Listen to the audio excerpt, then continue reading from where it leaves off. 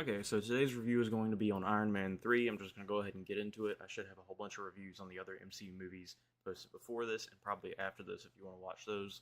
But go ahead and get into the Iron Man 3 review. The plot, a 7.5. The plot in this movie is just the most generic action plot of all time. There's a hero that's in danger. He's trying to save his loved ones. Typical, very, very typical plot. Um, I feel like the one thing with these Iron Man movies is Robert Downey Jr.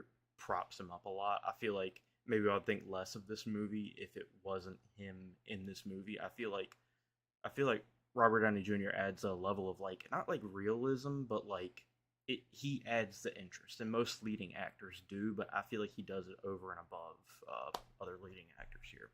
But yeah, that's just generally what I think about the plot. I think it's very generic, and I think honestly, if it wasn't for him, it might would be even lower. But I think I'm just giving it the average 7.5, just because it's a generic plot. All right, dialogue 7.3. The MCU at this point in time, like the villain dialogue mainly is really bad. Some of the Tony Stark dialogue in here is funny. It's really funny comedy dialogue. Again, from Tony, not from any of the other people.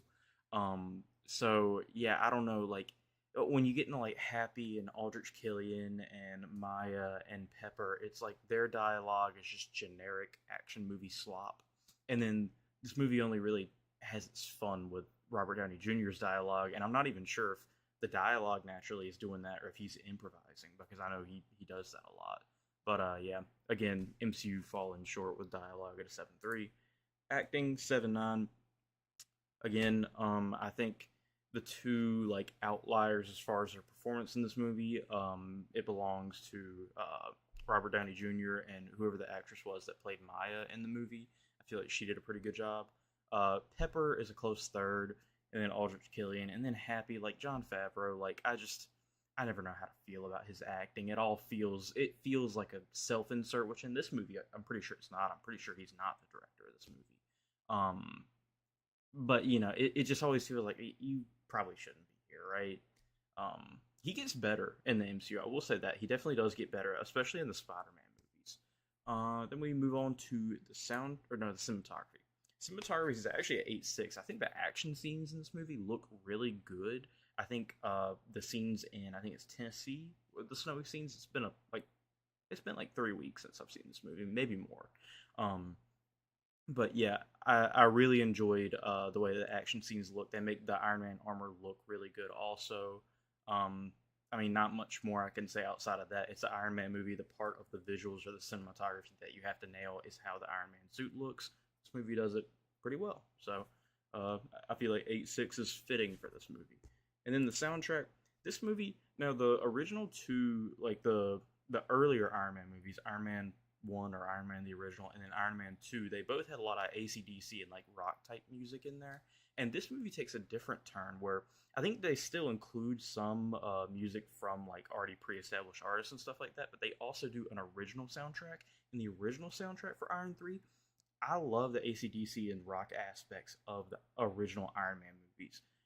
I really like this Iron Man theme that they have in this movie. I think it's really well done. It like gives off a vibe. It creates a theme for a character, and it's always been a tough balance for me what to value, the original soundtrack and original character themes or an added soundtrack from pre-established artists that like make the movie better because it's a pre-established song but it's a really good song and it fits the tone of the movie.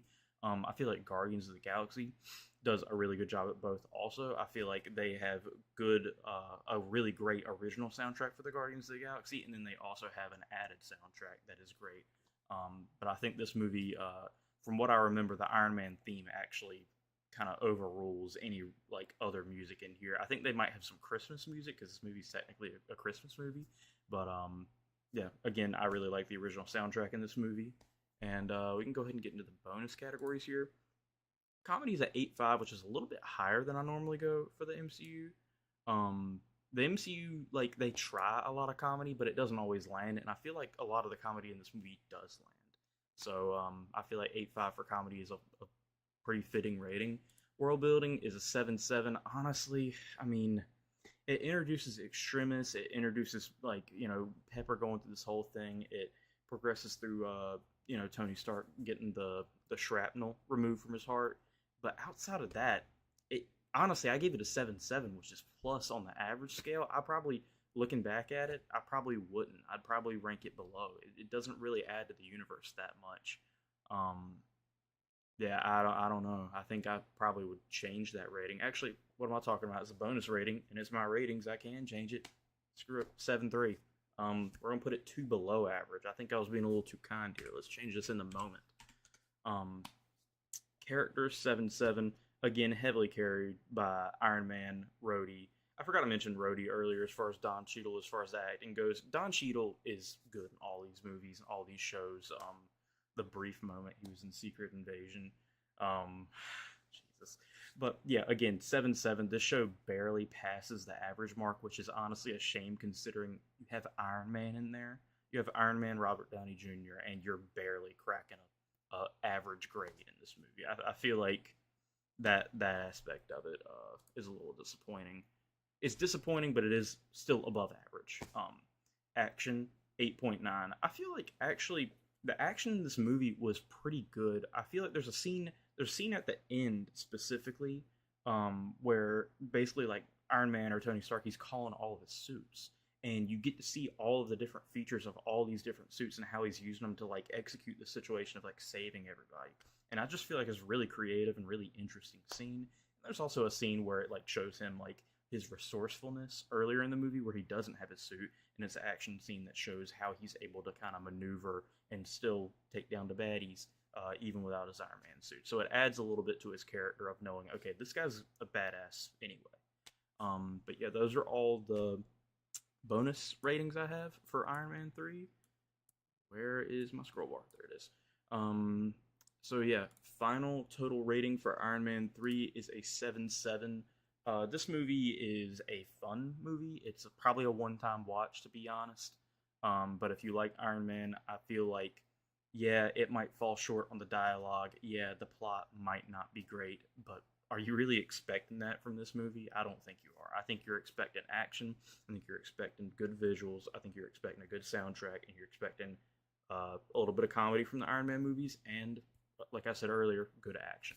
And they deliver on the things that you want from a action movie. So I gave it a 7.7 because overall, as a movie, it's not a well-rounded movie, but if you're just looking to have fun watching an action movie, this movie, I feel like, fills that hole a little bit.